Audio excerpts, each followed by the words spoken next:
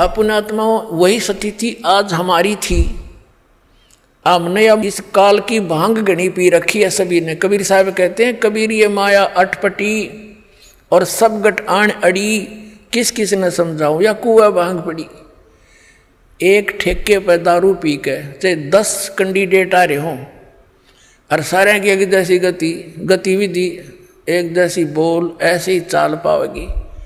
उनसे बात करके देख लो वो किसी भाषा बोलेंगे। तो यहाँ हम जो इस प्रकार की भाषा बोलते हैं, किसने देखा है, देखी जाएगी फिर देखेंगे। तो ये सारे भांग पी रहे हैं इस काल की माया की। कबीर साहब कहते हैं, कबीर ये माया अटपटी सब गट आण अड़ी, और किस किस ने समझाऊं या कुआ भांग पड़ी। 21 ब्रह्मांड है इस काल के, इन सारा में कुआ, इन सब कुओं में यह भांग डाल रखी है, सब ने यही पी रखी है और यही ज्ञान ग्रहण है। स्वर्ग प्राप्ति करूंगा, MLA बनूंगा, MP बनूंगा, हर गधा बन के फिर देखिए कि बनेगा तेरा। तो ये ज्ञान आपने फाइनल मानना पड़ेगा। ये कोई डूम बाट के गीत नहीं है क्यों किसी कभी सर ने गा दिए 2 रोटी के रोले में, नहीं। ये समर्थ की आई हुई बताए हुए ज्ञान है, ये फाइनल समझ लेना।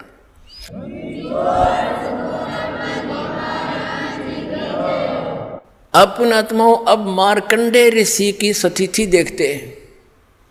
अब ये तत्व ज्ञान है और ये दास परमात्मा ने इस मार्ग का मास्टर बना दिया।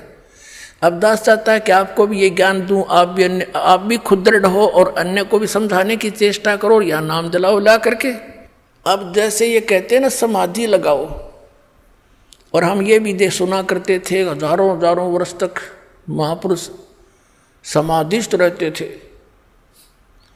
ये मन इतना उस्ताद है, आप कहीं बस की इंतजार में बैठ जाओ ना बस स्टैंड पर, आपको ये मालूम भी हो कि आध घंटे में आओगी बस, फिर भी मन 2 मिनट के बाद उठ कर नहीं देखेगा, कोई भी खुड़का सुन जा। यानी वहां भी ना चैनते बैठने देता ये, और ये समाधि में बैठने दे, वैसे बैठने दे किसी को।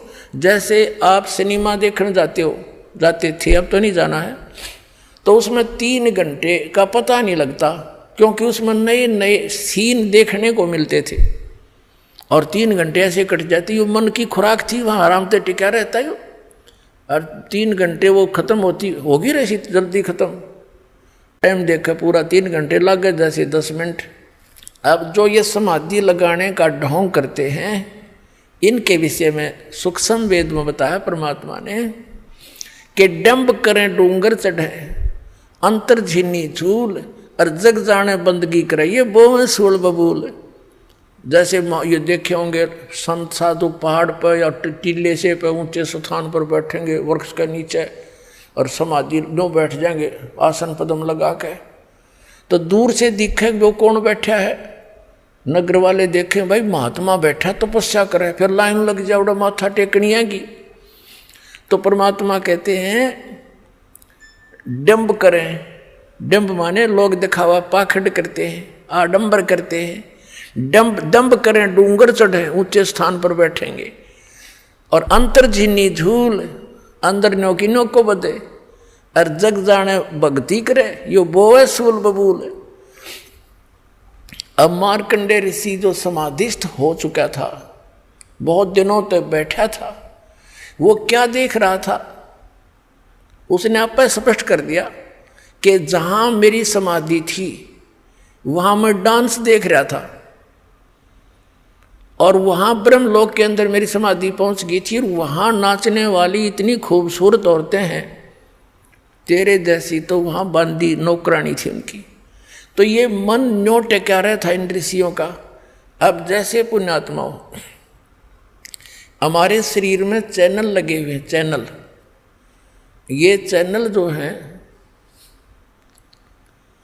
ये कैसे हैं, जैसे कमल है हमारी, चक्कर बोलते हैं जिनको, शरीर में चक्कर है, एक मूल चक्र, फिर स्वाधिष्ठान चक्र, इनको कमल भी बोला संतों ने, और फिर नाभि चक्र, फिर हृदय चक्र, और कंठ वाला कमल चक्र, और फिर त्रिकुटी चक्र, त्रिकुटी कमल। तो ये क्या है, ये समझ लो कि एक टेलीविज़न के अंदर चैनल लगे हुए हैं। तो जिस चैनल को आप ऑन कर दोगे वर्किंग में कर लोगे, उस टीवी के अंदर जिस स्थान से वो प्रोग्राम रिले हो रहा है वो स्थान तो कहीं और है और दिखाई दे रहा टीवी में, एज इट इज दिखाई दे रहा है। तो ऐसे ये ऋषियों ने हठ योग किए। लंबी आयु थी पहले, सतयुग में 1,00,000 वर्ष की आयु होती है और त्रेता में उससे कम हो जाती है, 10-10 हजार वर्ष की आयु होती है और द्वापर में 1-1 हजार वर्ष की प्रारंभ में ज़्यादा होती है, लास्ट में 1,000 पे अंत होता है। और कलयुग के अंदर ये आपकी लास्ट में 20 वर्ष की आयु रह जाएगी और शुरुआत इसकी ऐसे ही कई सैकड़ों वर्षों से हुई है।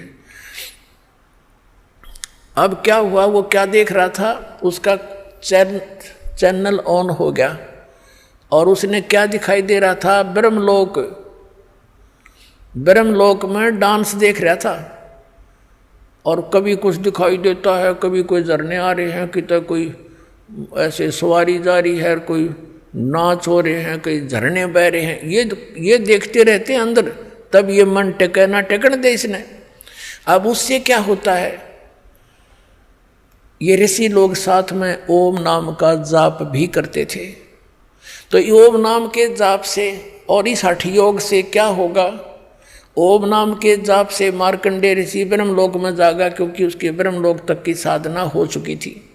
गीता जी अध्याय नंबर 8 के श्लोक नंबर 16 में स्पष्ट किया है कि ब्रह्मलोक पर्यंत सभी लोग पुनरावृत्ति में हैं, वहां गए हुए भी जन्म मृत्यु को प्राप्त होते हैं। अब मार्कंडेय ऋषि अपनी साधना को मोक्षदायक मान रहा था, सबसे बढ़िया मान रहा था, उसकी भी कुछ भी ना पाइया। अब पुणात्मा जैसे गीता जी अध्याय नंबर 4 के श्लोक नंबर 25 से लेकर 30 तक यही निर्णय दिया है कि जो भी साधक जो साधना कर रहा है वो अपनी साधना को पापनाशक माने बैठा है। चौथे अध्याय के 32वें श्लोक में कहा गीता जी में कि इस प्रकार के वास्तविक जानकारी, धार्मिक अनुष्ठानों की जानकारी, साधनाओं की जानकारी सच्चिदानंद घन ब्रह्म की वाणी में विस्तार के साथ कही गई है, वो तत्व ज्ञान है। और चौथे अध्याय के फिर 34वें श्लोक में कहा कि उस तत्व ज्ञान को तू तत्वदर्शी संतों के पास जाकर समझ, उनको दंडवत प्रणाम करने से, विनम्र होकर, कपट छोड़कर सरलतापूर्वक प्रसन्न करने से वह तत्वज्ञानी दर्शी ज्ञानी महात्मा तुझे उस तत्व ज्ञान का उपदेश करेंगे। उनसे पूछ जाके, इसे गीता ज्ञान दाता भी परिचित नहीं है। तो ये मार्कंडेय ऋषि अपनी साधना को उत्तम मान रहा था। अब परमात्मा के उस तत्व ज्ञान से, उस पैमाने से नाप कर देखेंगे। इसने क्या बताया है, इंद्र कुबेर ईश की पदवी ब्रह्मा वरुण ध्रुवराया, विष्णुनाथ के लोक को जाके तो फिर भी वापस आया। ये ब्रह्मलोक तक गए हुए प्राणी भी वापस आते हैं, अपना प्रमाण देख लिया 8वें अध्याय के 16वें श्लोक में गीता जी में। फिर क्या बताते हैं, असंग जन्म तन मर्त्या होगे, जीवित क्यों न मरे रे, 12 मध्य महल मठ बोरे, बहुर न दे धरे रे। असंग जन्म तन मर्त्या होगे, जीवित क्यों न मरे रे।